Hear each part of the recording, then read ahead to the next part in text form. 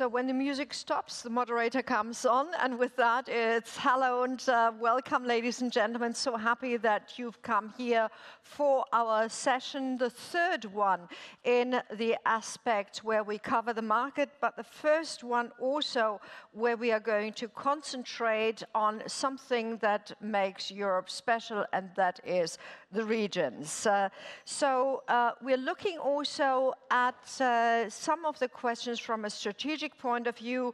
Who has to do what in order to further and bring about the revolution that we all want to fulfill the promises of the Green Deal, to reduce the European carbon footprint and to ensure the well-being of our people. Whilst we have Europe as an overarching construct, and of course we have the national governments and we have the towns, there is that one layer in between that is really important in generating changes, in generating innovation.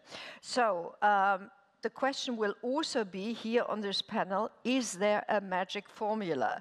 Is there like sort of, you know, a toolbox that you can access and just sort of stick in, and then magically a flower will develop, the flower called Bioeconomy?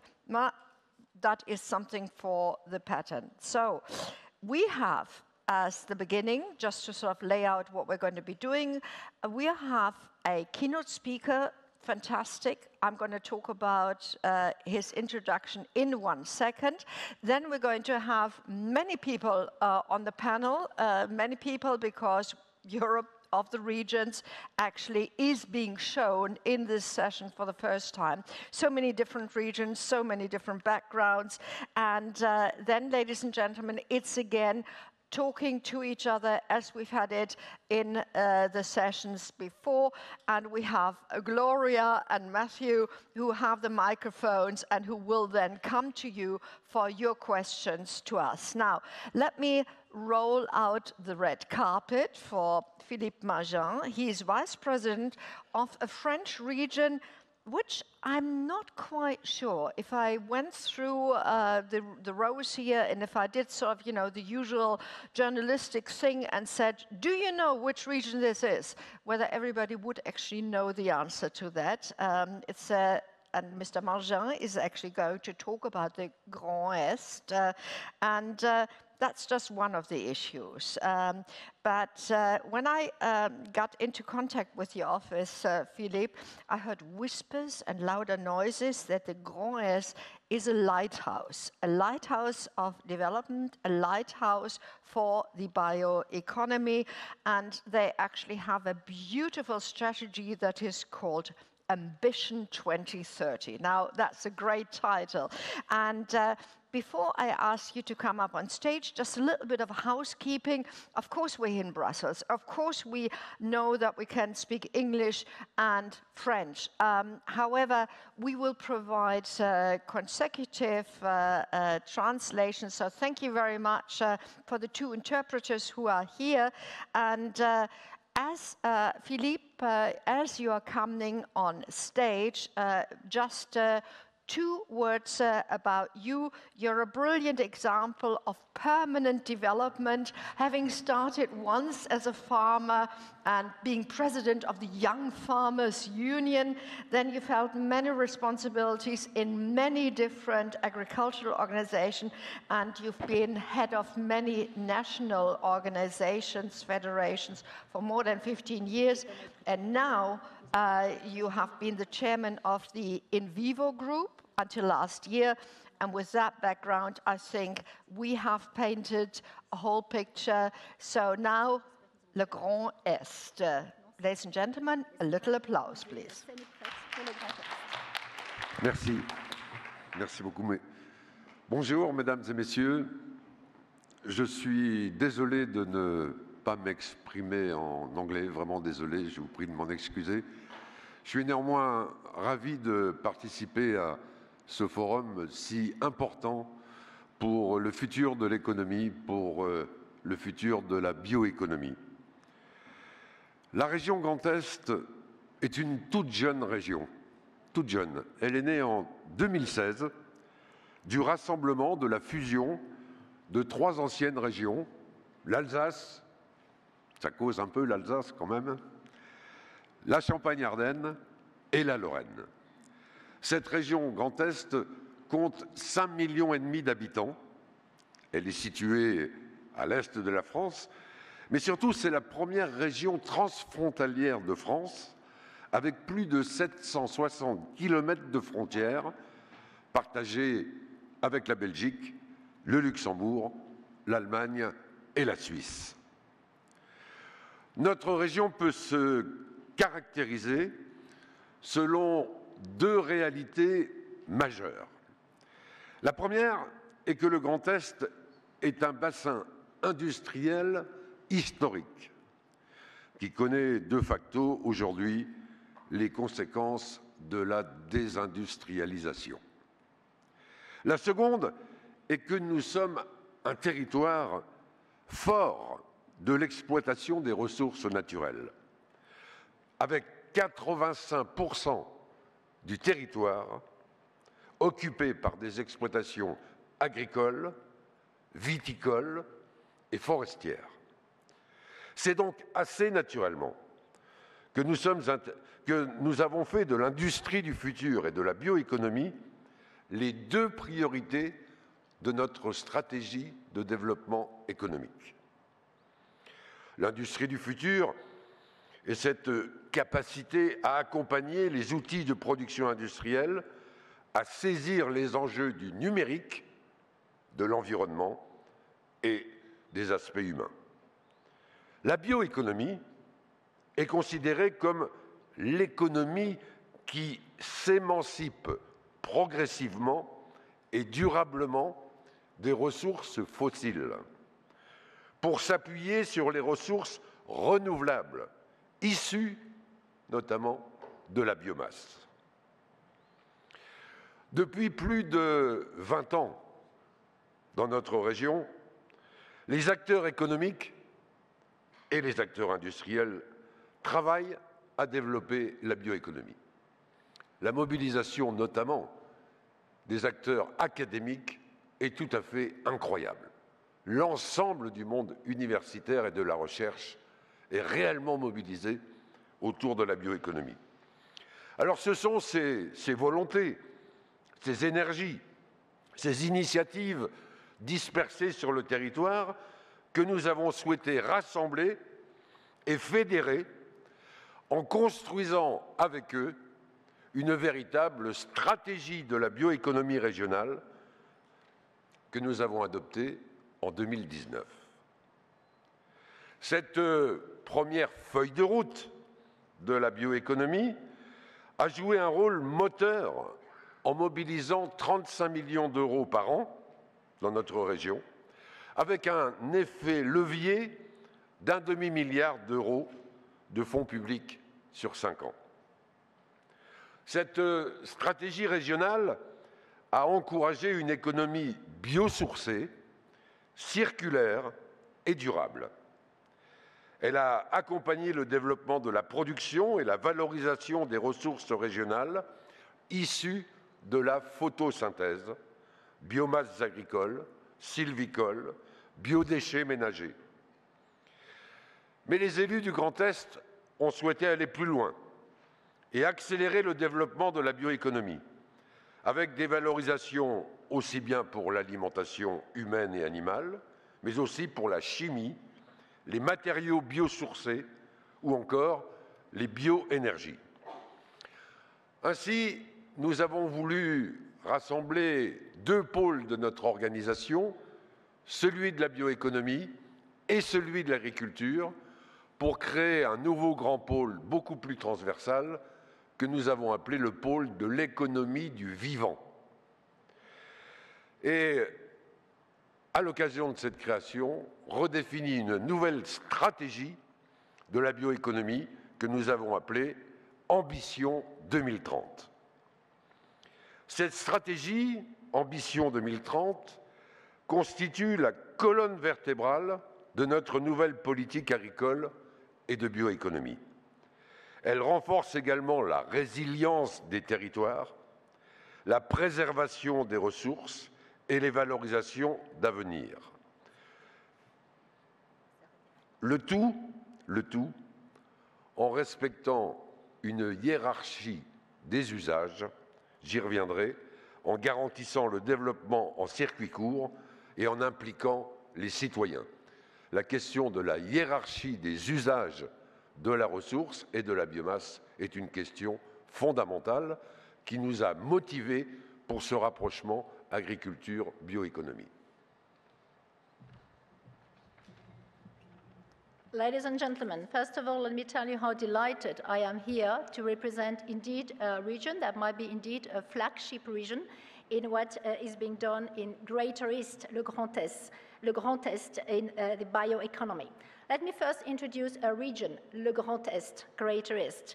This is quite a new region. It was set up back in 2016. It was the merging of 3 French regions, Alsace, Champagne-Ardenne, and Lorraine. We have 5.5 million people living in Grand-Est, and this is quite an interesting French region. Of course, it is in the east, but we are the territory, the French region, with the longest border with our neighbors, with neighboring countries, 760 kilometers altogether, with Belgium, Luxembourg, Germany, and Switzerland. And this region has 2 main features. First of all, we have a strong historical industrial base, which was, of course, hit by the consequences of disindustrialization, and we have a traditional strong use of natural resources. Farms, vineyards, forests make up no less than 85% of our territory. Because of those assets, it was quite natural that we turned to the industry of the future and the biomass. What is the industry of the future? That is putting digital, the environment, and human resources at the heart of industrial production. And what is the bioeconomy? That is the sustainable phasing out of fossil fuels and turning sustainably to biomass-based renewables. Now, developing the bioeconomy is precisely what the key players in Grand-Est have been doing for 20 years. Academics, very strong involvement of universities and academics, businesses. And what we have been doing at the regional authorities of Grand-Est is bring together all those initiatives that have been going on for a long time with all their commitment and energy into a regional strategy. We have developed this regional strategy towards bioeconomy. Our first strategy started in 2019-2022. We mobilized 35 million euros over 3 years, with a leverage effect of no less than 500 million public money leverage over 5 years.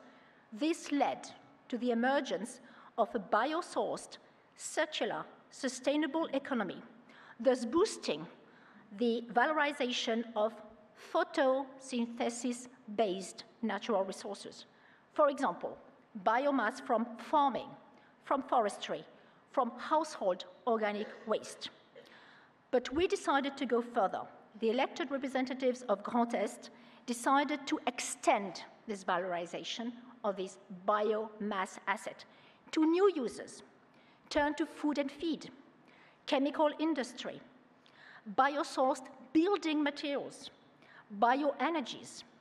Hence, we developed this new strategy from 2023, developed together by the General Authority and the Regional Chamber of Agriculture. This is critical. This is putting together agriculture and the bioeconomy. This is a new paradigm. This is a new economy, and this we called Ambition 2030. What is Ambition 2030? Well, this is about having different objectives. Our objectives is food safety, healthy natural resources, the development of organic production, and of course, regional energy sovereignty. This is about Ambition 2030. It is about a hierarchy, about what we want to do, preserving our resources, developing sustainable uses of our resources, using short circuit in distribution models, and this is essential, with the involvement of women and men of our territories, putting the citizen at the core of what we're doing.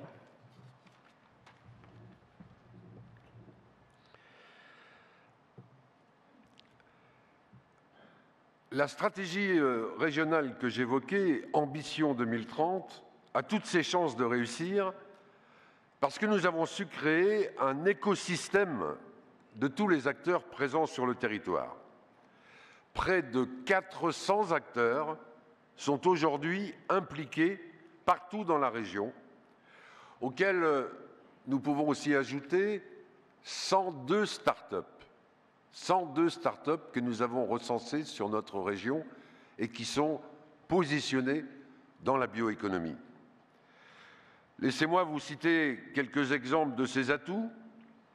Le savoir-faire des producteurs agricoles, sylvicoles et forestiers, les 7 bioraffineries que nous comptons déjà sur le territoire.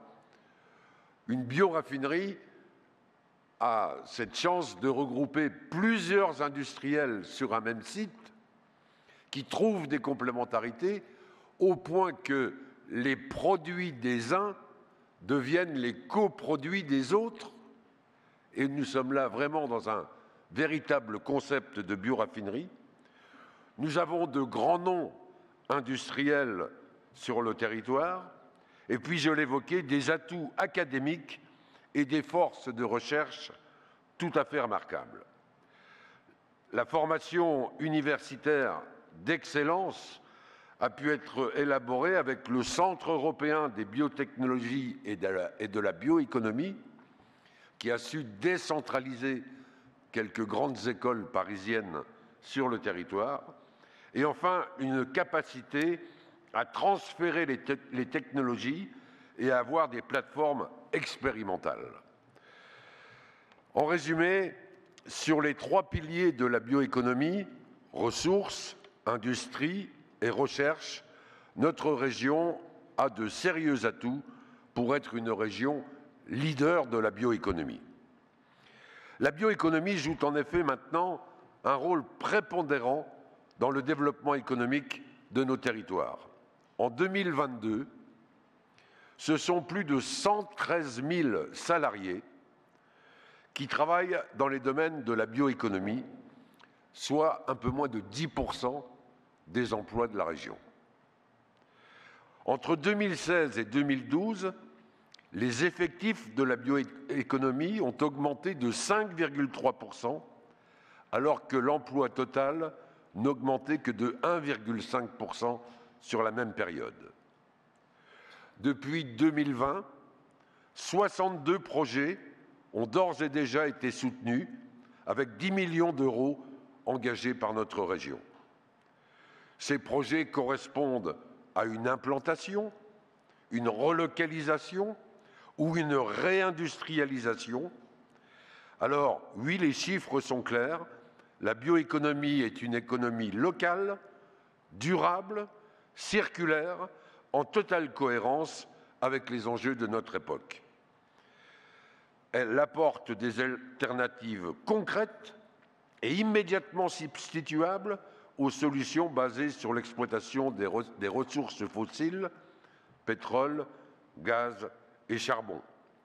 Elle est un élément clé de notre souveraineté régionale, nationale et européenne qui se traduit de manière très concrète dans l'économie de tous nos territoires, a fortiori les plus ruraux d'entre eux. Enfin, elle est aussi un véritable levier de transition agroécologique de notre agriculture. Well, what is our strategy, Ambition 2030? What we're doing very tangibly, very practically in our territory with the bioeconomy ecosystem. There are 400 players in this ecosystem and 102 startups. And they're everywhere across the territory with the strong backgrounds to become a reference in producing and processing biomass. What we have is we have the upstream, the know-how of producers, farmers, forest farmers, vine growers. Then we have the biorefineries. We have 7 biorefineries. Very interesting, a biorefinery. You have a number of industries together that find point of cooperation the product or the byproduct of one being the main processing product of the other one. A very interesting ecosystem, very unique.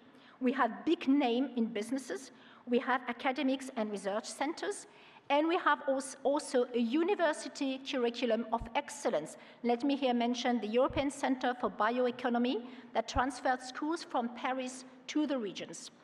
And we have technology transfer and experimental platforms. So in a nutshell, what we do have here are the three pillars that are decisive for bioeconomy: resources, industry, and research. So as you can see, indeed, Grand-Est has strong assets to become a leading region in the bioeconomy of the future. But the thing is, what we're doing is not just this glamorous prospect of becoming number one. It is also very practically about creating jobs and wealth in a region, in a territory for the people of our region. It is a true engine for pooling development. Let me give you figures. In 2022, we had 113 people working in the bioeconomy. This job creation between 2016 and there was 8% of jobs in the region. Between 2016 and 2022, job creation, the number of jobs created in bioeconomy was up 5.3%. The general number of jobs was only up 1.5%. So this is 3 times job creation. Altogether, 62 projects are supported with 10 million committed by the general authority. The conditions to get a financial support, is the setting up or the increase of capacity or the modernization of a production unit with an overall budget higher than 500,000 euros, and the project leader, industrial project leader, having his seat, his location in Grand-Est. So, ladies and gentlemen, you can see the figures speak for themselves. The bioeconomy is about a local, sustainable, circular economy fully in line with the aspirations of our time. It brings practical, tangible, immediate alternatives to fossil fuels, that is away from coal, oil and gas. It contributes to sovereignty, regional, national, European sovereignty, and it brings tangible benefits to the people of our territories, and especially to the rural territories. Sorry, going away.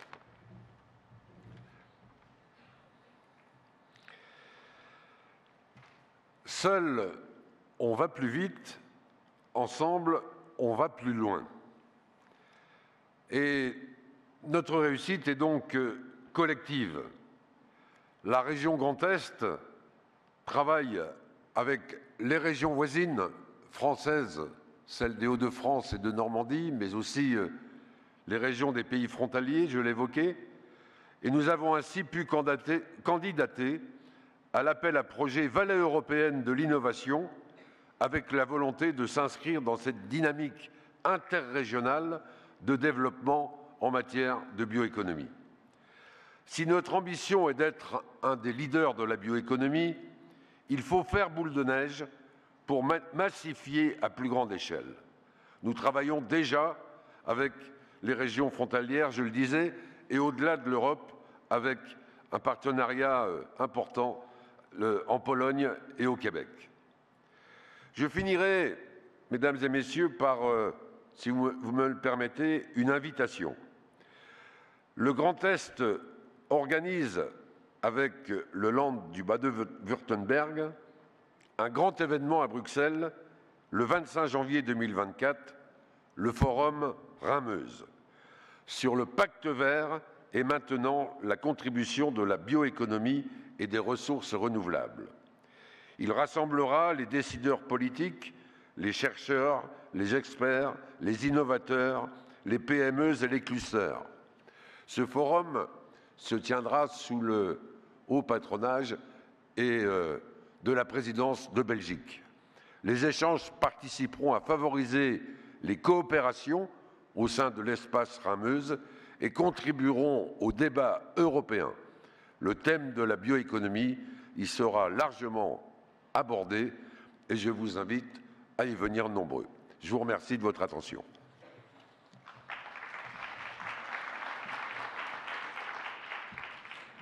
You know how the saying goes, alone I am faster, but together we go further. So this is also true for bioeconomy.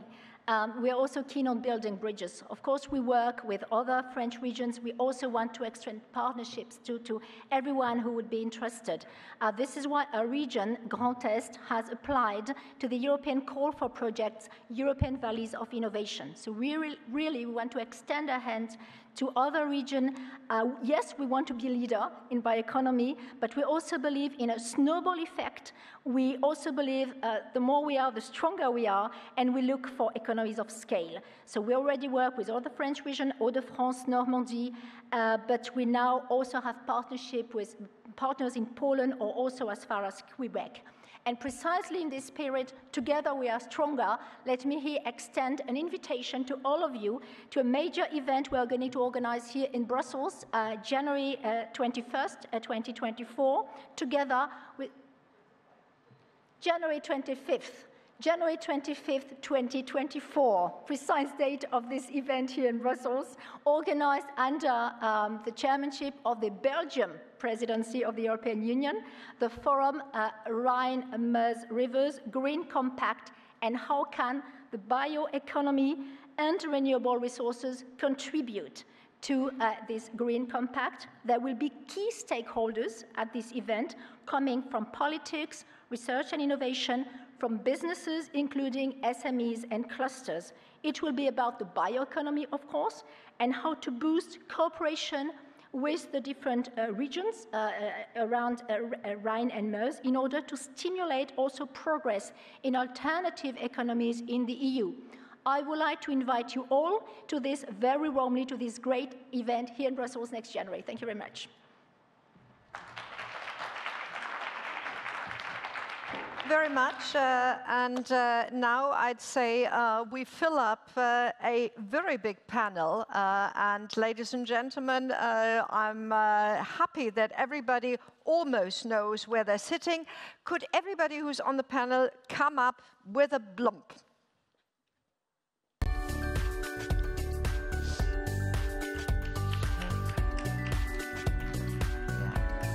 Christina?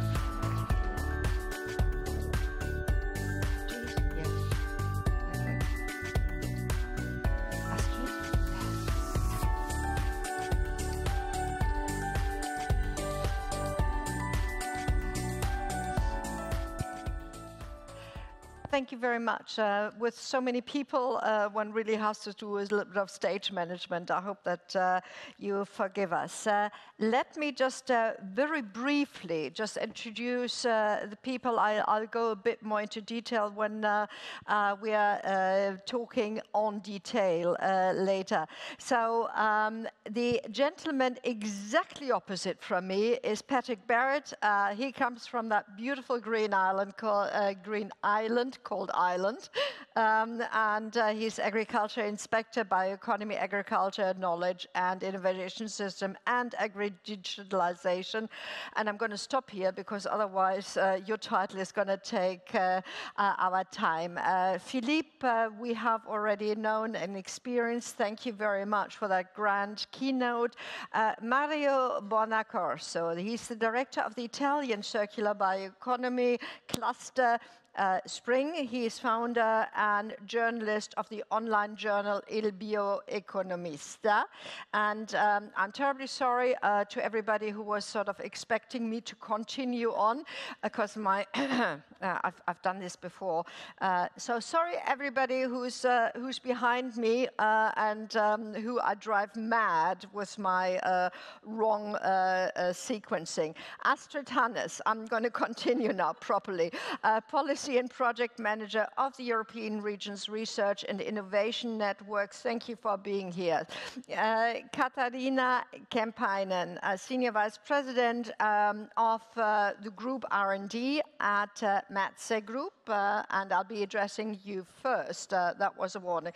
I have already introduced Mario, so thank you for sort of having smiled so nicely.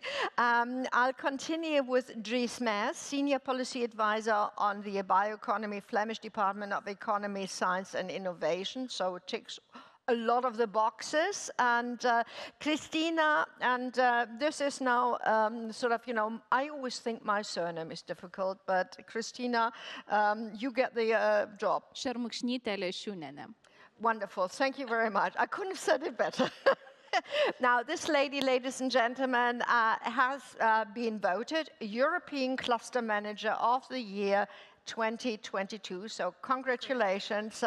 And she's the director of Agri-Food Lithuania, DIH, and that is something that we really need to talk about. Now, let me start off with something that I'm used to, and that is asking you to get out your mobile phones. And don't worry, this time we're only going to have one proper question to each and every one of you, and it's easy to answer because there are already 3 answers given.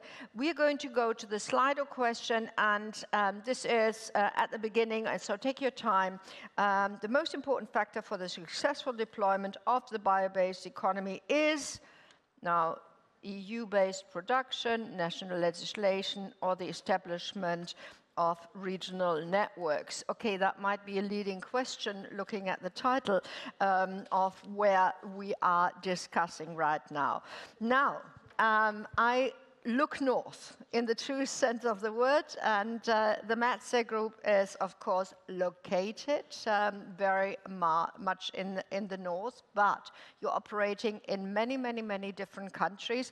And, of course, when we talk about the core of bioeconomic action, and with many players in the industry, I think the Finnish Metze Group, working in 30 countries and regions, is, of course, one of the big players. But you will be experiencing different challenges in different regions, in different countries, and I'd like you to take us along. If you want to make your core business work, what do you need and how do you interact with the regions? Are there regions that in your mind are doing particularly well and where creating jobs, where working is easy? Or can't you tell us about that because you have to treat everybody equally? No. Right, thanks for the question. And yes, hi everybody, nice to be here today. And certainly I'm not the regional policy expert or regional expert by any means, representing here R&D of a large Finnish forest industry company called Metsä Group. Metsä means forest, by the way, so in Finnish. So that's who we are. And probably the reason why I was invited here is that Metsä Group has, I guess, a kind of a unique ownership structure. We are owned by a cooperative of Finnish forest owners. So our kind of whole point of existence is to valorize their wood and make first-class products out of it. So we are very much bound to certain geography in terms of our wood use. We do purchase wood from outside of Finland as well. But anyway, most of it comes from Finland, and that's where our owners live. So that's where we have the pulp production, the sawmills, but then we do have paperboard production and tissue production also elsewhere, veneer production, Estonia, Poland, Germany, UK, Slovakia, for example.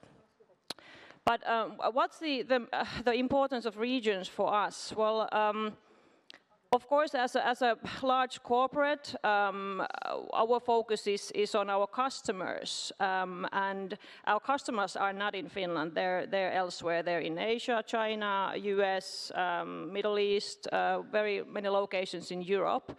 So our kind of main focus, obviously, is not in the regions where we are. It's elsewhere.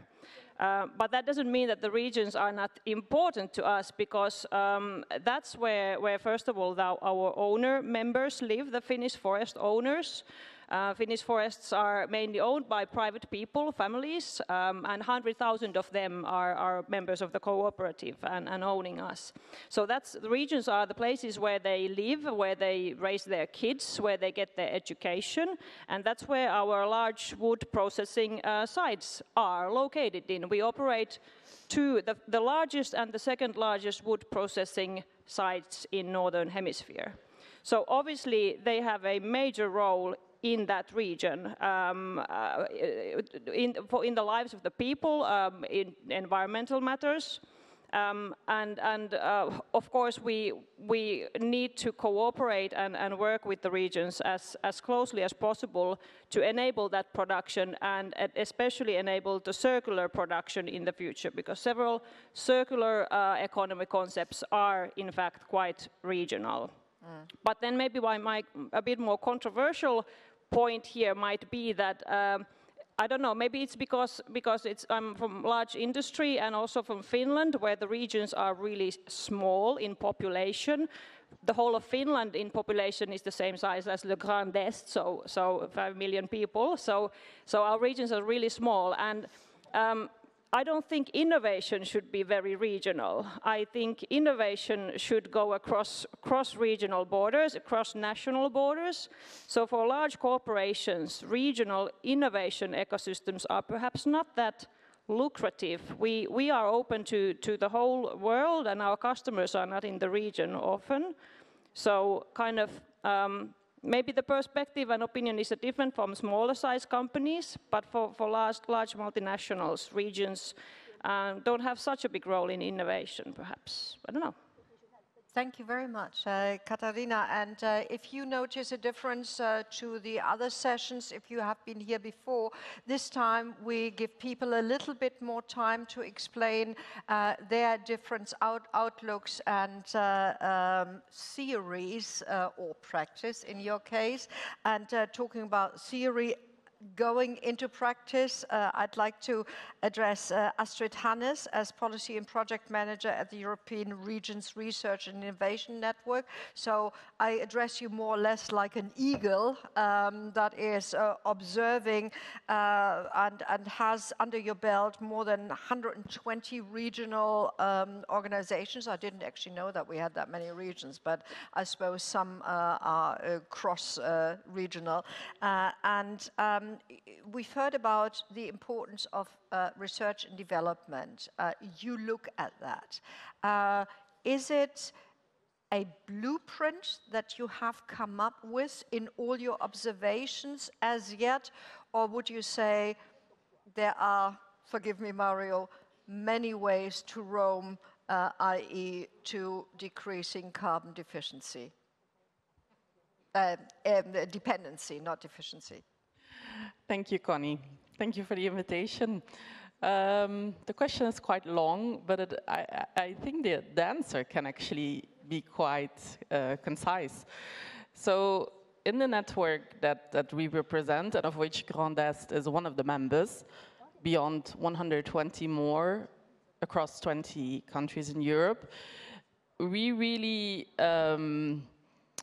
support the regions, which is not per se only regional authorities. We work with the regions in their ecosystem at the local and the regional level. And this is, I think, very important. So talking about a success formula of how do you support deployment, about having fundamental applied research up to innovation, it really comes down to get the stakeholders well connected.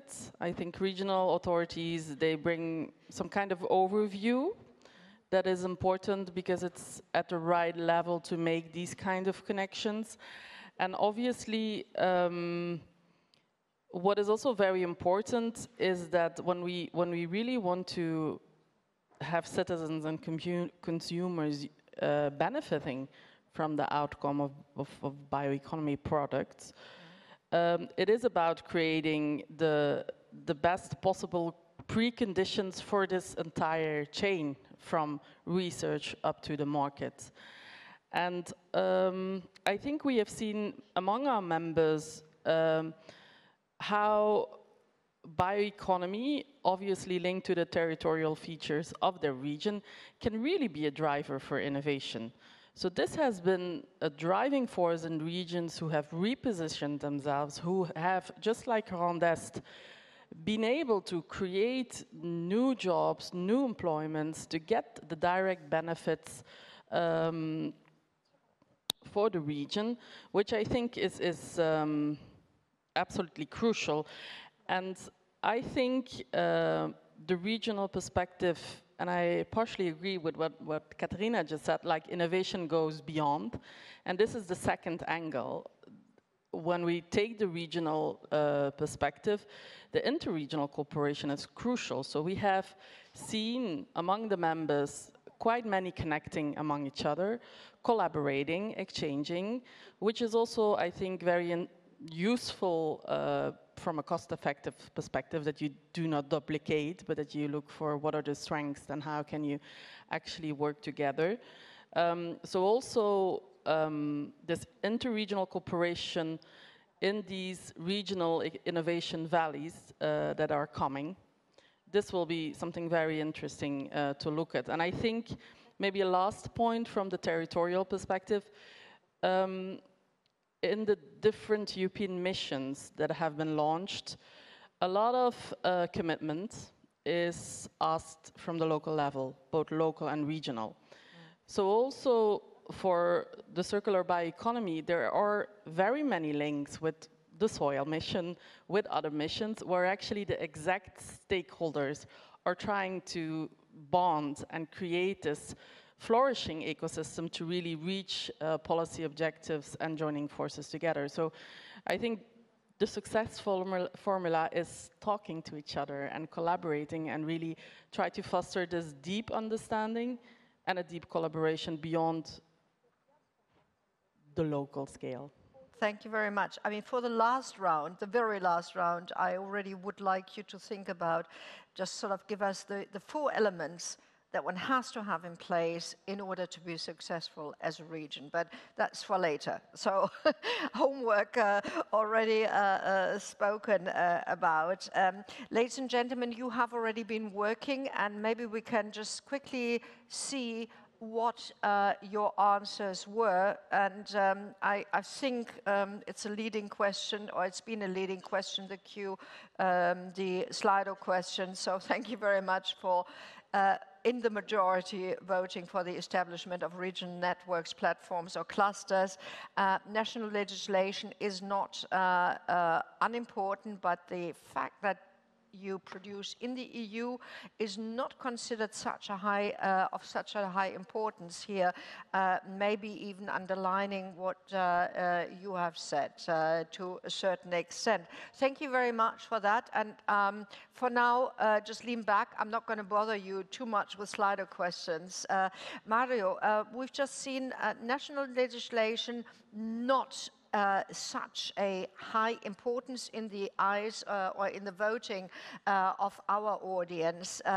You are actually sort of half-half. Italy is not a region, is a state, but it's a state with many regions on one side. On the other side, you are actually sort of an observer with Il Bioeconomista, which fortunately also publishes in English. Thank you very much. Because we could actually read it. So you have sort of the 2 capabilities, both as an eagle to look at issues and also from the Italian point of view. If you could merge that into what you think is important and share your thoughts with us, please. Yeah, with pleasure. I consider myself as an observer, both as a journalist and as the director of Spring, which is the Italian cluster of circular bioeconomy. We bring together all the Italian stakeholders involved in this sector, in this meta sector, and also companies and organizations that has an office in Italy. And we have also a permanent working group with the Italian regions. 15 regions are members of the clusters, plus the autonomous province of Trento. In Italy, we have 20 regions. 21 if we consider also the 2 autonomous provinces of Trento and Bolzano. So we think that the role of regions is very important because our concept of bioeconomy is of an economy connected with the local areas. And in this frame, regions can connect people, industries, and also favor the creation of value chains. The problem is that they are in a framework of a national level and then in a European level. I was here yesterday attending the panel that you moderated with Babette Petersen, Anna Maria Bravo, and also the CEO of Futero. I think this is the big problem that involves regions, involve the member states, and also the European Union. We have too much regulation. And we know that we are good at research, we are good at technology, but then we invest in also in development of product, but we have no market. And this is involved the regions, because I know very well also from my point of view, Grand-Est is a benchmark, but Grand-Est is a benchmark also because they work with a great support of the national government of France with the France Relance. I think this is the way, the collaboration also between regions. We have 20 regions, as I said, in Italy. The problem is they don't talk each other. In many cases, they replicate the investments, and this means a waste of money, waste of resources. The other problem also that emerged from the discussion of yesterday, that we have officers also at the regional level that don't understand the bioeconomy. This is for sure our fault, but we need a better communication. We need to disseminate that the bioeconomy is about growth, about jobs, is about sustainability, and this today is not just a niche, because we have product. The problem is that we don't have markets, and then also in the Grand-Est, a very, very positive region, the investment that Total Energy Corbion was planning to do in that region moved abroad because of the bad legislation regarding the bioplastics in Europe. So clock is ticking. The US is accelerating the bioeconomy, also other countries. We are good. We have the leadership as Europe. We have many, many regions that are investing in the bioeconomy with many, many flagship plants. We have in Italy the flagship plant that you mentioned yesterday in Sardinia, Matrica. Then we have other flagship plant in the Veneto region, producing the butandiol with Novamont, the first plant at world level to produce butandiol thanks to a technology developed by Genomatica in California. Then Novamont invested in another plant in southern Italy to reconvert a lab focused on red biotechnology in industrial biotechnology. This is also the point, because we have this region, we have our national government. Now, our national government launched a plan for biotechnology totally focused on red biotechnology, not considering the industrial biotechnology. This means that in the US, where the Obama blueprint, national blueprint was focused on red biotechnology, now the executive order, biotech and biomanufacturing, is moving from red biotechnology to industrial biotechnology. There are no more only bioenergy and pharmaceutical. They are investing in biochemical. They are attracting plants investment from abroad. I think this is the scenario where we are here in Europe. I think we miss here in this panel the European Committee of Regions. And I was in 2016 Bratislava when the European Commission, together with the presidency of the European Union of Slovakia, organized the first, and I think the last, workshop on the role of regions in the European bioeconomy. We talk a lot. We know that the role of region is so relevant, but I think nothing's moved on. And why? Also, the bioeconomy strategy is focused on the role of local areas, not only regions, but also cities. I think we have to invest more, we have to talk less, we have to deliver. It's time to deliver, really. And I think in our position of cluster, we are a national cluster, so we work with also regional cluster, but there is just one cluster focused on bioeconomy in Italy, in a very small region in Basilicata. Then it's so difficult to put the bioeconomy concept also in the regional plan to develop the circular economy, the sustainability development plan. I think really it's time to join forces, and I think that it's up to our generation to set up a strong European Union beyond the borders, because we have to think as Europeans, not as different nationalities. This is my point. Thank you. I thank you very much also for the strong statements in between. And I'm maybe getting older, you know. Yeah, that's what I wanted. I mean, you know, that's what journalists are for. Also putting the finger to the point where it hurts. And of course, I might date myself, but I remember like 20, 30 years ago, I mean, that's before your time, when we were talking about the Europe of the regions. That somehow has sort of gone downhill, and it's never, ever, ever heard in publications anymore. So it's wonderful to see that there are regions who are putting their foot down in the true sense of the word. May I continue with Christina?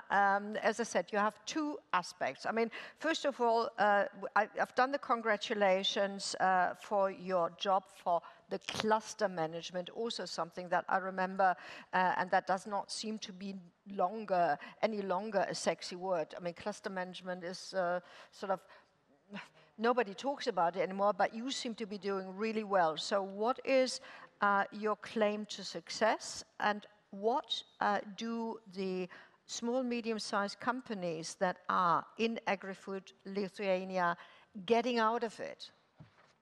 Okay, well, first of all, it's a big honor to be with such honorable guest participants here in this panel.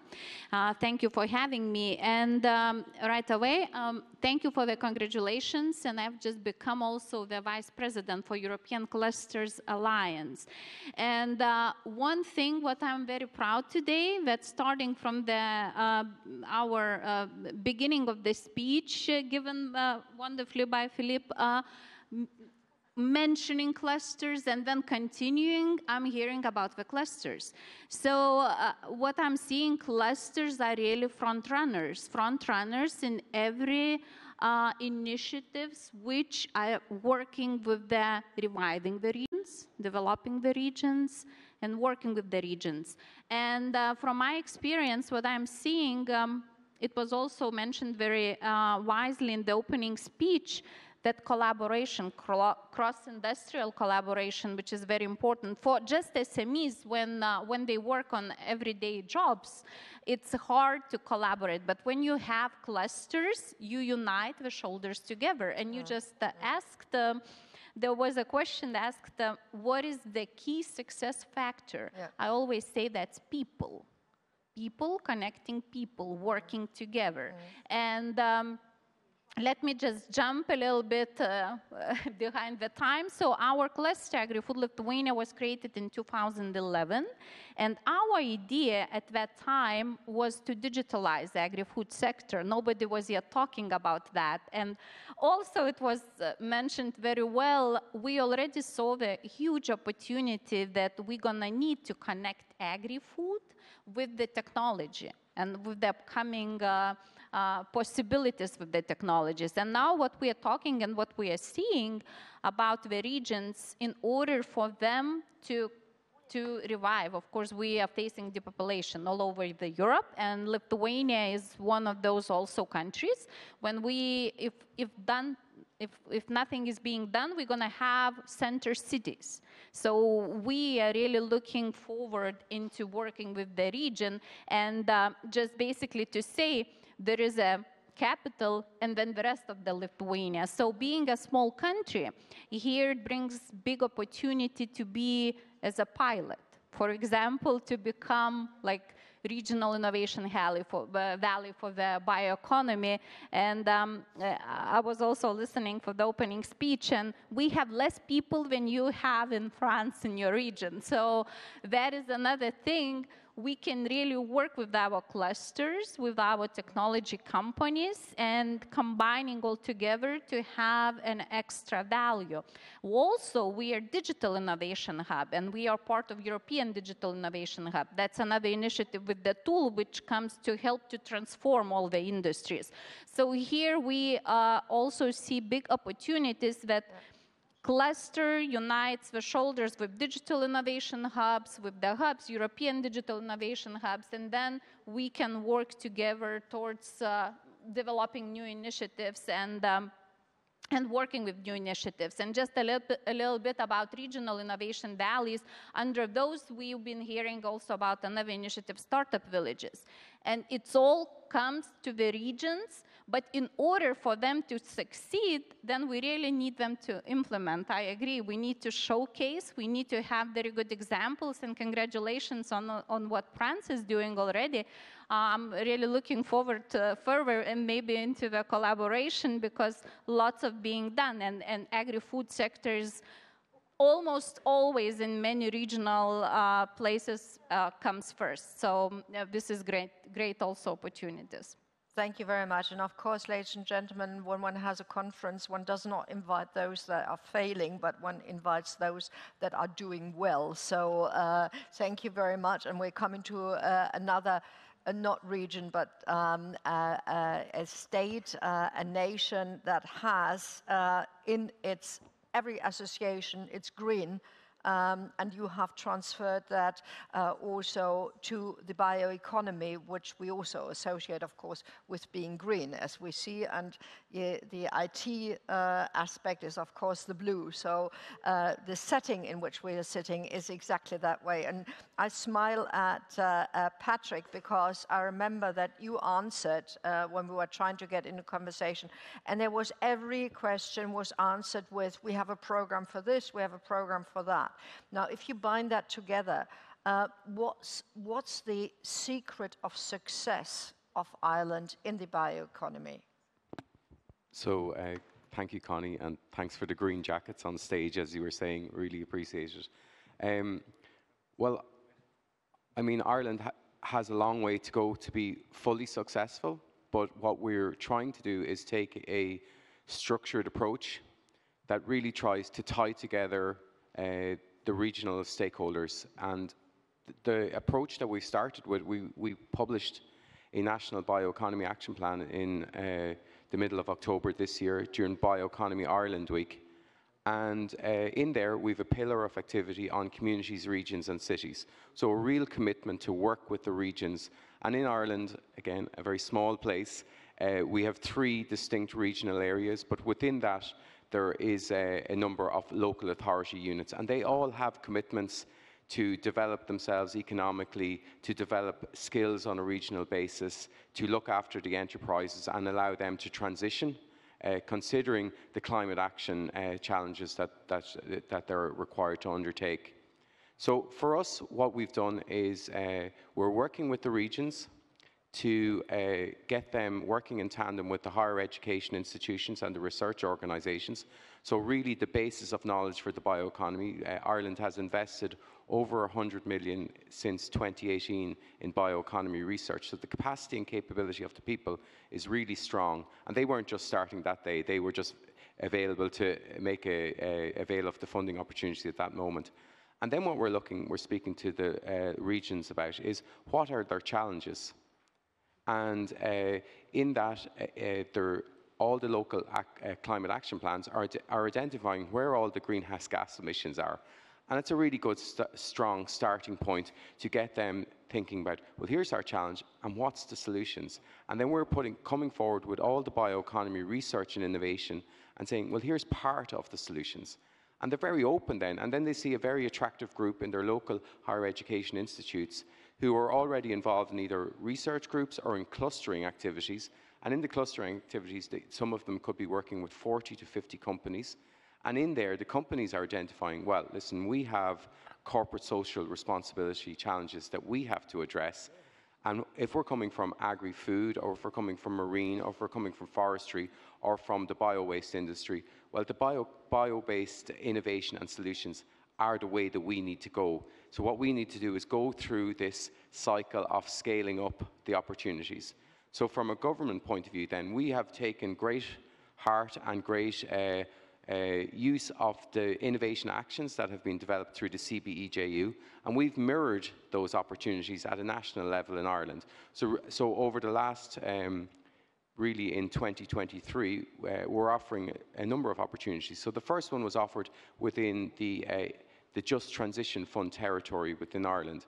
So that was really transforming what was the peatland economy to now the peatlands and bioeconomy consideration. So a real opportunity for people to transition out of businesses that were just closed and they were just left with no clear opportunities to now looking at bio-based opportunities. Another thing we're looking at is between Ireland and Northern Ireland. So really bioeconomy as a peace and prosperity opportunity. And I suppose if I was to give a message to everybody that was asking for a narrative about the bioeconomy, it's part of the just transition. It's part of establishing peace and prosperity. It's part of delivering for farmers and agri-food companies on the ground, and they're located across all regions in Europe. And that's not just about science, technology, and innovation, but that's about, I suppose, a social movement, a social opportunity. And these messages should be shared very widely because there's very few, I suppose, opportunities in Europe that are as widespread as the bioeconomy can offer to solve. So again, other things that we are thinking about, I suppose, trying to explain to people who are working in the regions who have to cover quite a broad policy area, coming to them and saying, we want to do something with you on the bioeconomy. We have probably simplified that down. So what we've done is, and we're working in partnership with some European partners, Climate Kick and the Circular Economy Group, to bring three main topics to our regions. So one is on food loss and waste. How can we help you address that? The other one is on how can we, I suppose, produce sustainable biomass with our primary producers. And that brings together a whole range of, I suppose, what I would call bioeconomy thinking, aligning a whole line of science and technology to reduce emissions, to, I suppose, promote biodiversity on farms, to produce sustainable biomass, align it with local biorefining opportunities. And then the other one is, I suppose, maybe a more unique challenge to Ireland is the incredible opportunity that's going to come from offshore renewable energy. And then the question we're asking ourselves is, well, if we're going to produce this energy source, what are we going to do with it? Not just link it into a grid to sell it as a commodity across Europe, but to what? And to bio-based solutions and innovations is one of the things that we are speaking to. So our people about. So that's where we're at the moment, Connie. And it's our way of thinking, but I mean, we've learned incredibly from the European system to get to where we are today, and we wouldn't be where we are without all the work in Europe. Thank you very much for sharing that pathway that you've already left behind and the challenges for the future.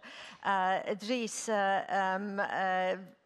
Vlaams, or the Flemish region, is all around us. So, well, half around us anyway.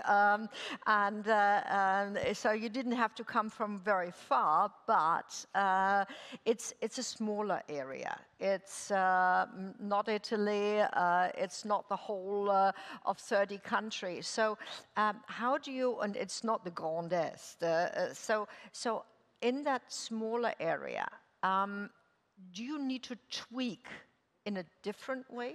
Do you need to give different incentives in order to establish a well-functioning bioeconomy? Yes. Yes. Okay. Could you please explain?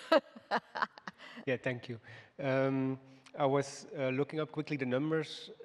We have 1 million more people than the Grand-Est, but only 20% of the agricultural surface. Also, if you compare surfaces with Finland, it's absolutely not comparable. So we are a very small region, very densely populated, very urban environment.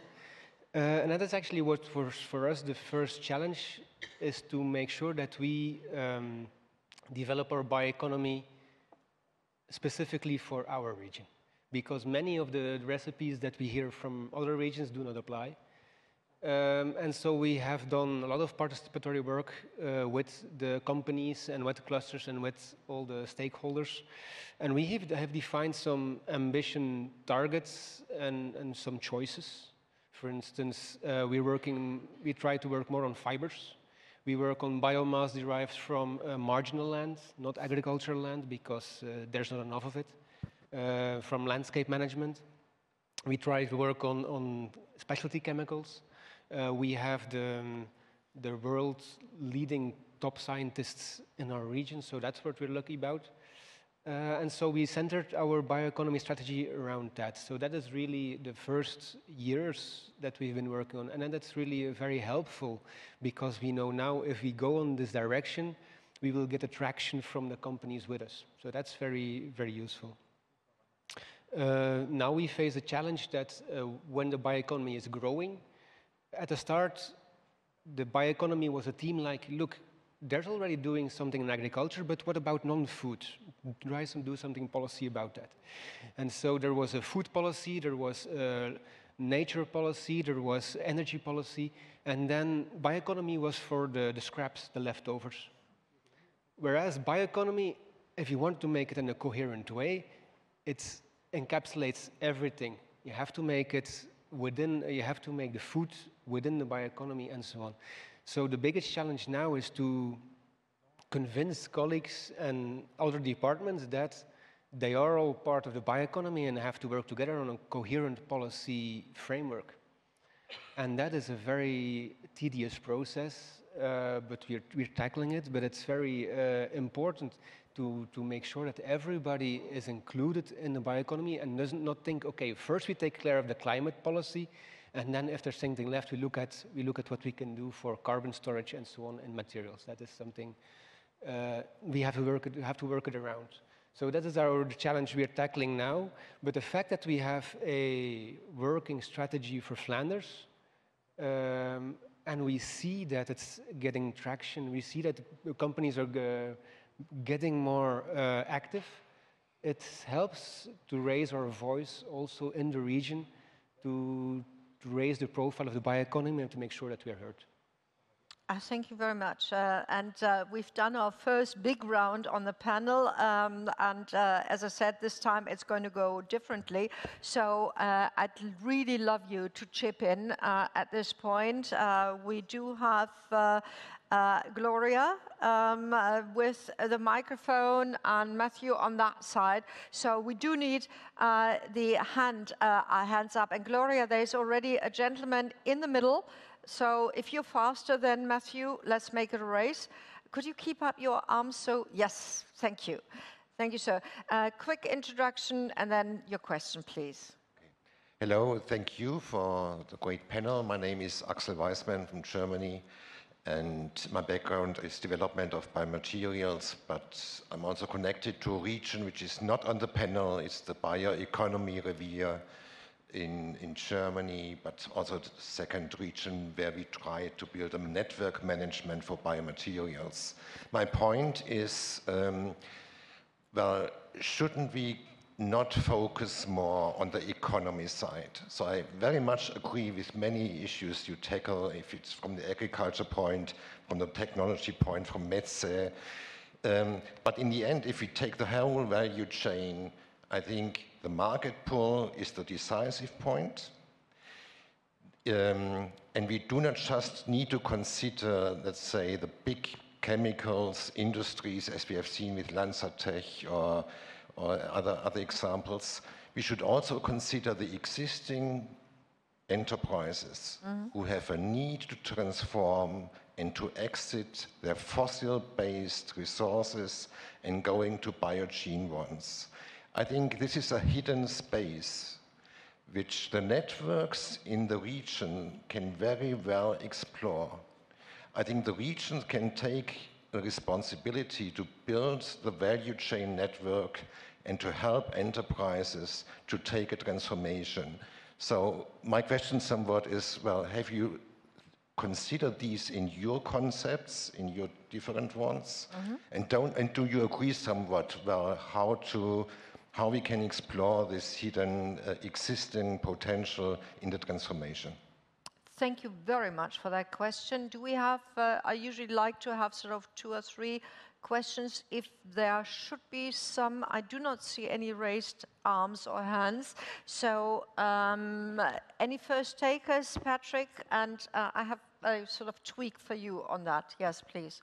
Yeah, I think that's definitely something that we are considering, and the way that that is coming to fruition is really by investment in clustering or in research infrastructure or piloting and demonstration infrastructure, which provides a space and place where people can come with their industrial challenge to meet the scientists and the technologists and to look at scaling up the opportunity. So it's either through clusters, piloting and demonstration facilities, and the key person there that you're putting in place is the sort of the network manager and the team that's there, because they have the ability to bridge between the, I suppose, the challenge of the company, the science and the technology, the business development, the scaling up of the opportunity, and interlinking with how to bring this to the marketplace. So that's absolutely essential, and I think this is one of the key investments that Europe can make across the whole continent, is in this type of facilities in the regions. What we need to do is make sure that all these facilities are talking to each other, because we don't need repeat facilities. What we need is complementary activities. And this opportunity is really a clear investment choice that Europe can make. Thank you very much. Whatever you want to say, and I'd like to tweak it with your startups that you support. Do they think different? Because it says, you know, you enable them. So what is the difference? What's the turn? What's the tweak that you give them in order to create that bioeconomy, whereas some might still think in the traditional thinking and also in the traditional economy? Okay, thank you for the question. So that's now two-sided. So the comment was great, very good comment on the transforming the industries. I'm always going back, because this is my competence of the field, to the agri-food, forestry, to these sectors. And I'm participating very actively at the business at OECD also activities. So, and OECD recently has said that we need to have the report on the measuring carbon footprint in food value chain. And we are talking very loudly about net zero food chain. What it means a lot of transformation. When we talk about it, for now, it's rocket science. But many things has been that looked that they are not doable or very hardly reachable, and we have done it. So towards what we are moving towards net zero food value chain, and it includes all the industries together, working together in transition. Because what we've seen from COVID, what we are seeing from the war going on, we're seeing that we cannot talk anymore about just a single industry. When we are talking about the transitions, we need to combine everything. And now we see food is closely connected to the energy. And when we're talking about the bioeconomy, we need to understand that it's not only food, not only energy, not only traditional industries, it's everyone in. Now, startups, that's where startups come in. Startups, they come with their new ideas, they're very fast and very fast growing. So that's where we get those technologies, high tech, deep tech, cheaper, faster implemented into the industries and faster tested. That's how we create those ecosystems for the for example, startups. And again, this regional innovation valleys that we've been talking about, that is all about. And what we've been talking in Lithuania, that since we have not only farmers in the region, we have the biggest food producers in the region also located. So we see those producers as, you know, the patrons, the centers for the startups to come into the region, work together with them to gain experience, and right there to implement and test their technologies. Thank you very much. Philippe, you may want to comment on this, and how do you, whilst going forward, how do you integrate the traditional industries that were located in your area? Je crois que l'un des facteurs clés de succès, c'est d'abord de rompre l'isolement des acteurs. C'est ce que nous avons pensé, nous, Région Grand-Est, et donc nous avons voulu installer une gouvernance de la bioéconomie. Nous avons créé un comité d'orientation stratégique de la bioéconomie avec un fort collège de tous les acteurs économiques, un autre collège des industries, des start-up, etc. et un troisième collège des fournisseurs de biomasse, des agriculteurs et des forestiers. Ce conseil stratégique définit les objectifs et ces objectifs sont ensuite déclinés en contrats de filière. Par exemple, pour les biomatériaux, nous avons signé un contrat de filière qui engage plus de 50 acteurs, parmi lesquels les clients des biomatériaux. Par exemple, tout le secteur du bâtiment, qui, par tradition, n'est pas très attiré, sensibilisé sur l'usage de ces nouveaux matériaux. Eh bien, en créant ces contrats, qui engagent réciproquement ceux qui les signent, et y compris la région, qui les accompagne financièrement, alors la dynamique se met en route et les choses se développent. Thank you so much. And maybe the young man will share the English. So, I'm fine. I'd like to share the key elements of success. One of the major ones really was to break the isolation of the different stakeholders. What we've done in the Grand-Est region is to realize this reality. And we decided to set up a system for the governance of the bioeconomy. This worked via a committee for strategic steering, which brought together all the different stakeholders. You had the economic players, but also the industry and the farmers and foresters.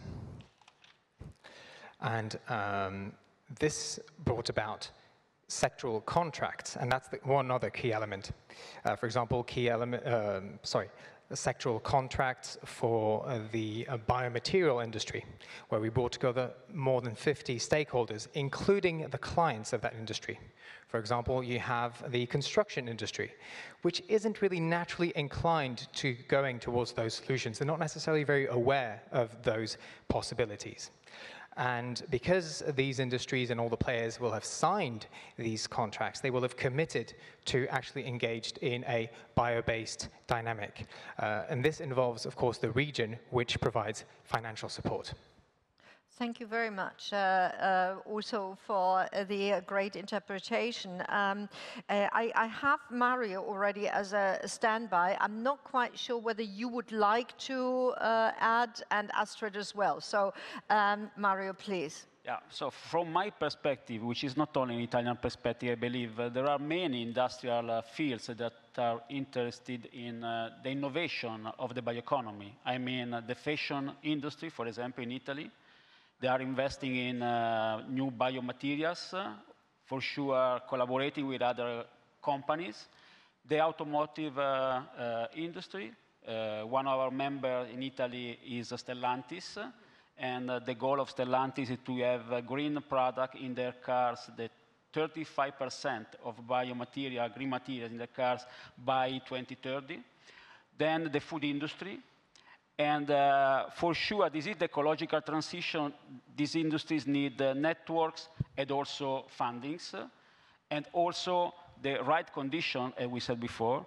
And then one strategic tool is, and I agree with Patrick, we know that the shared pilot facilities are strategic for this transition. We are here in Flanders, where is located one of the most dynamic and innovative shared pilot facility, the Bio-based Europe pilot plan. We are proud to have them as one of our members now.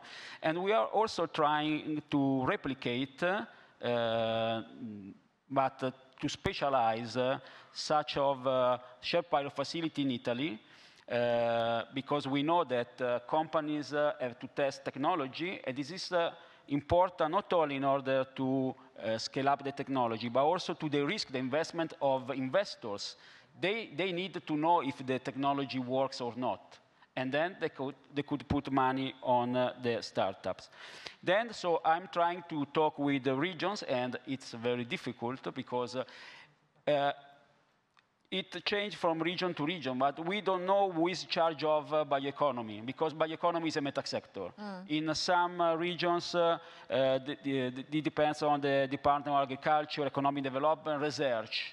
We need to create, in this sense, a sort of interdepartmental organization, a department, I don't know, but just to a sort of control check in order to have a common governance of this issue. But so coming back to shared pilot facility, I was involved as a stakeholder in an Interreg project, and my view at the time was that the different shared pilot facility consider themselves as competitors at European level. They don't specialize. I think we must think also in this case as European, we have to specialize, we have not to replicate. We have here in Flanders an excellent shared pilot facility, but we have to understand how we can take advantage of their experience, their knowledge, their know-how, in order to replicate in a better way in other European countries. I think in Italy, because we are in Southern Europe, but we have to collaborate. So bioeconomy is about collaboration, because collaboration is to be competitive. And this is, I think, the way to bring together regions, national level, and European level, if they can understand what is the bioeconomy, okay? Thank you very much. Just as an interjection, and I have you, Catalina, and also Astrid, as an interjection, we did not discuss in the last round about a commissioner for the bioeconomy or a European spokesperson. We did not talk about that, but it was certainly sort of talked about in the prep meetings. And it seems that, like, even if you're on a regional level and you want to collaborate, if you do not know who you actually need to talk to, it's probably difficult. I assume it's the concept of Grand-Est. You have to collaborate also among regions, because you have not to replicate the same investment. It's a waste of money, waste of resources. Also beyond borders, because some French regions could collaborate with Piedmont, Liguria, because they share the border. I think this is the Europe from my point of view. Thank you very much. Catalina, I mean, you're sort of above the national boundaries as an international company operating. Do you find the right people, and how, if at all, are you integrating, let me say, the traditional, the non-bioeconomy industry? Are we integrating with traditional non-bioeconomy? Talking to them or getting them or tweaking them to change operations. Like, they could be a good partner, but maybe we sort of, you know, make them an offer they can't refuse. Well, yes, I guess that's what it's all about, what we are doing. We are hoping that the big companies in the traditional fossil business are switching to bio-based in some duration in time. But yeah, I think a good example of this kind of cooperation could be the biomethanol production that we are doing or starting next year, industrial production. I think the capacity was 10,000 tons of crude methanol that our partner Veolia is purifying then in our central Finland Äänekoski mill. It comes from wood. It is being extracted in the cooking process of pulp, and we used to burn it and make electricity out of it, but you can take it out of the recycled streams, purify it, and use it as a biomethanol for fuels or chemicals. And that's a cooperation that was not born from any regional activity. I don't think Veolia has been active in the region before that, so obviously two large international companies collaborating. But then there are regional examples. Another example of a local startup called Soil Food that is now utilizing our sludges from the pulp and paperboard mill, especially from the paperboard mill, this sludge called fiber clay, and they are using it in soil improvement in the fields. And again, this is then bringing the forest industry and the agro industry together. And this is very much regional, because you cannot transport these slightly wet sludges from long distances. So you have both. You have the multinational chemical industry, transport fuel industry, forest industry cooperations, and then you have the small ones on the local side with startups often. So both need to be covered. Thank you very much. Astrid, you already have sort of the microphone half to your mouth.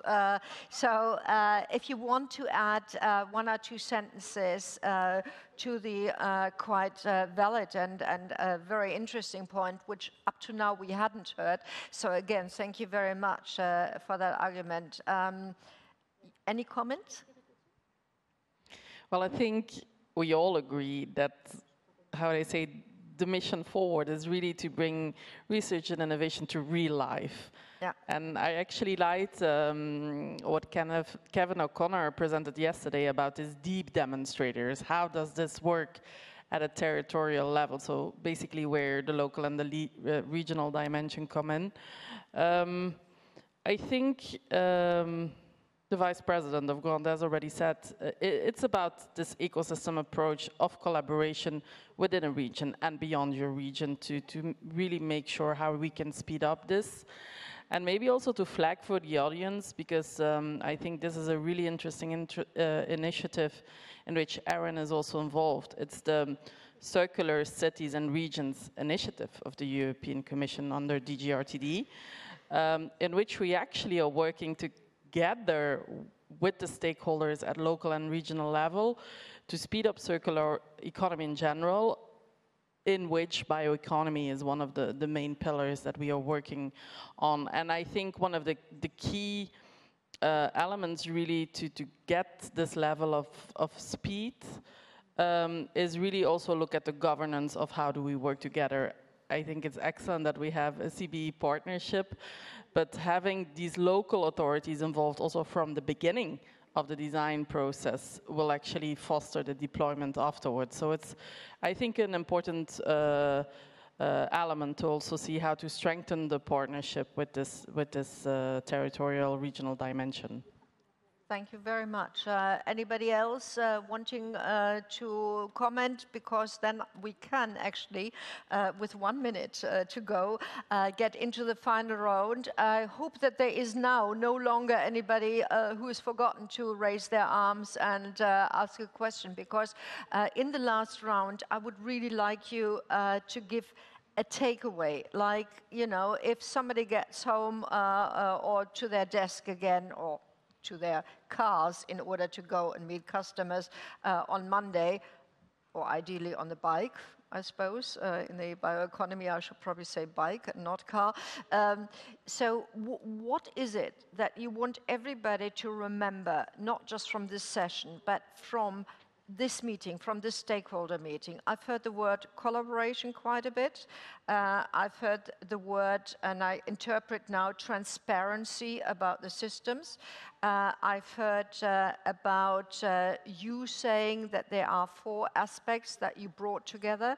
And I've heard also somebody yesterday from the audience say they get it. I mean, they were referring to this French government, but if I interpret some of your questions, a lot of those who are successful got it, and therefore also were able to put it into practice. So what is it that you would want everybody to take away? And maybe, don't look so frightened, I had left you out in the last round, so maybe you kick off our last round. What is it that you would everybody to know how to incentivize and then keep going and keep growing the bioeconomy, whichever shape, form, or manner it takes? Well, for the policy perspective, I think we really have to own our particular location. For instance, in Flanders, very urban solutions. Very scattered streams of bio-waste. Every bioeconomy initiative that we're going to take is essentially going to be very complex. We cannot have one big, large corn-based bioethanol factory in Flanders. I mean, impossible. No surface, no capital. So if we go to do some initiatives in the bioeconomy, it has to fit historically, it has to fit geographically, it has to fit with our resources, which are many, but still. And because the bioeconomy has so many aspects, it's about emissions, nature, and so on, it has to fit in all aspects. So as well from the side of a company who comes up with a new idea, we'll really have to work on that fit. And I think the policy at the same time. Thank you. I know that you all would not want to say we're already doing it right, and therefore this is what you also need to do. But maybe sort of in your answer, you could share what you think works. Okay, well, nobody mentioned a very important factor today also, that we talk about EU policy making, but then on the national level, we forgot we have smart strategy in each of the member states. So if it's not incorporated into smart strategy, the bioeconomy direction of the pathway, then it's going to be very hard. We can talk a lot, but it won't be moving forward. So this is a very important point. So just whenever, whoever comes back home, check it out if you have it on the smart strategy. Another very important point, we've been talking a lot already, not only creating new networks, but creating networks of the networks. So every day I meet new initiatives, new networks, and I see huge possibilities for us to keep uniting together and working together, because another very important factor is, you've mentioned collaboration, then there is trust between the networks, between the members. Only then you can really create new values and move forward, when you really have this trust. So these are very important aspects. And of course, sharing the knowledge. Still, I'm so surprised. We've been traveling, we talk a lot, but every time I find out about new initiative, new projects, new possibilities. So somehow to make it work, sharing more knowledge on the initiatives and collaborating together. And I would strongly agree, regions need to collaborate with each other in order to move forward with this initiative of bioeconomy. Thank you very much, Patrick. Yes, so thank you. So I think the key message that I think is very important, and I really didn't hear it this week, is that bioeconomy is essential for the social fabric within Europe. And this can be delivered within the regions, because people really care about where they live, and they care about the environment of where they live. They care that they're contributing to climate solutions, but they also want to see green jobs delivered for their families and their friends, and they want to see their area, rural or regional, be able to thrive and be a place to be proud of, and they're prepared to commit to that. So I think the bioeconomy offers them a route to do this. And we need to think of it not only as a delivery tool for science, technology, and innovation, but also as a tool to deliver for people. I think that's a really important message. And there's very few opportunities that can consider this on a European-wide basis. Thank you very much. Who wants to? Mario. Let me propose just 2 titles as a journalist. I still pay the fee to the Italian National Register, Journalist Register. I think the first is the bioeconomy revolution is unstoppable. And then there is no industrial revolution without a cultural revolution. So I think we really need a change of mindset. And we need probably to act better also in educate people, not only students and scholars, but also officers in the different public administration offices. We need really to let them know what is the bioeconomy, how it is so important, which is the reality, and which is the present or the future of our economy, and that the bioeconomy reconciles the economy with the society and the environment. This is very important. This is also the title of the last European strategy, focus on bioeconomy. And we just have to join forces And I think so we share a common vision. I think I consider myself very lucky because I have the opportunity to meet and know fantastic people that are making the bioeconomy happen, and this is very important. Thank you very much. Now, Mr. Mangin, Philippe? Oui, pour appuyer complètement les propos de notre collègue italien, je crois qu'il faut davantage associer les citoyens à nos réflexions et à nos décisions. Nous avons organisé cette année, dans le Grand-Est, le mois de la bioéconomie, et ainsi réalisé 120 événements qui ont été ouverts au public. La réaction des visiteurs était vraiment incroyable. Ils découvraient ce qu'on peut faire maintenant avec du chanvre, avec des tas de cultures pour faire des biomatériaux, etc. Et en plus, nous avons parfois un problème d'acceptabilité de la société, qui voit d'abord la terre comme nourricière avant tout. Et leur dire que certaines cultures peuvent être dédiées à d'autres usages que l'alimentation, ce n'est pas toujours facile. La bioéconomie suppose aussi qu'on relocalise nos usines pour qu'elles soient au plus près des ressources de biomasse.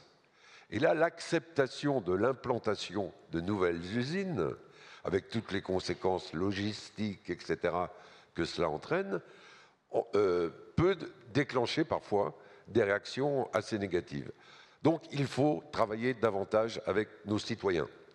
Et puis, il faut rester optimiste, parce que, comme vous venez de le dire, pour la jeunesse, c'est retrouver du sens à travers les métiers de la bioéconomie. Et quand on sait combien les jeunes sont en recherche de sens, c'est vraiment une formidable opportunité qui s'offre à nous en matière de création d'emplois et de recrutement de nos jeunes. Thank you so much. Who's doing? Okay. I'd like to fully support what our colleague from Italy has said. And one thing that we think we need to do is to bring together citizens with, to include them in our thought process. We, in the Grand-Est region, organized a month of the bioeconomy with 120 events open to the public.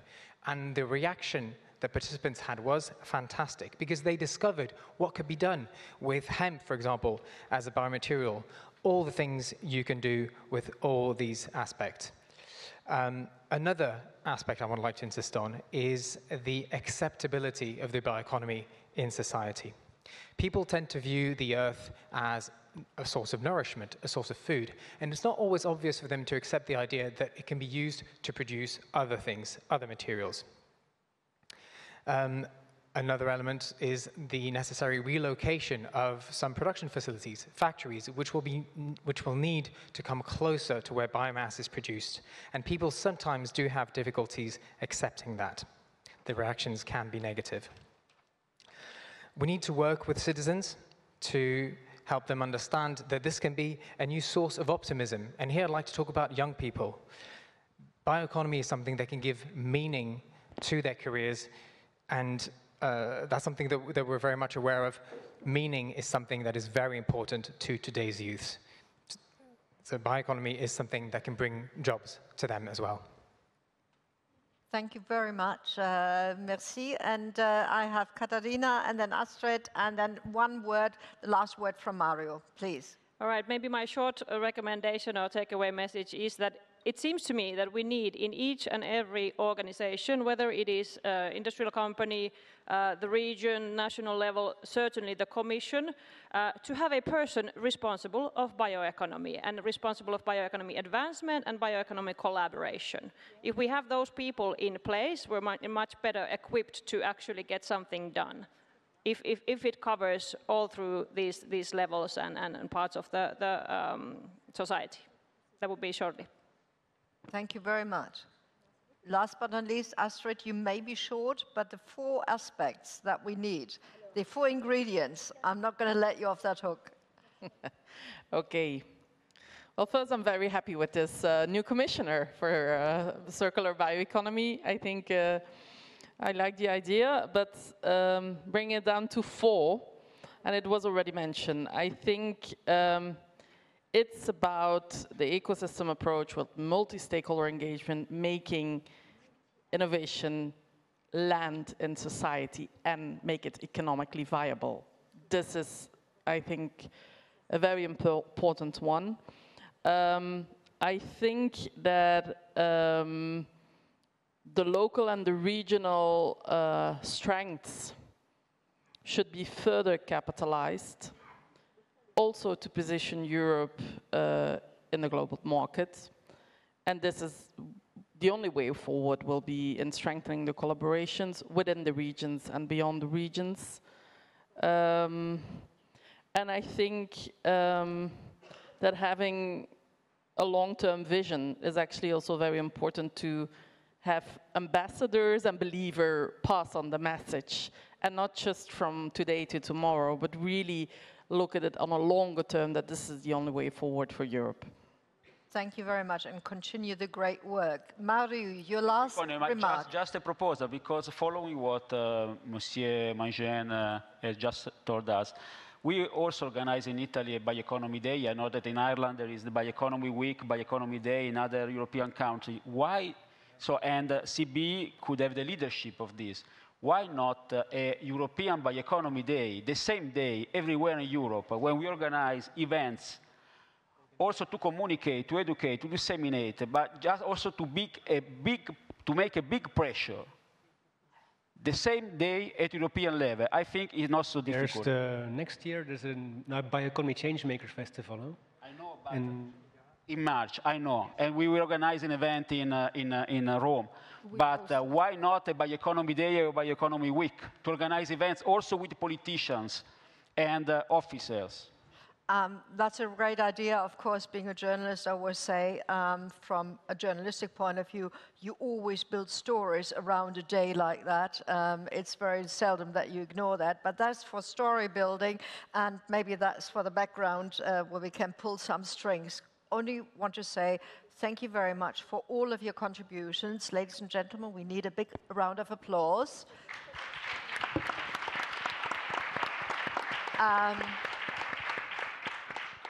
This is not meant just like that. Keep up the good work and expand and infiltrate as many organizations as you can.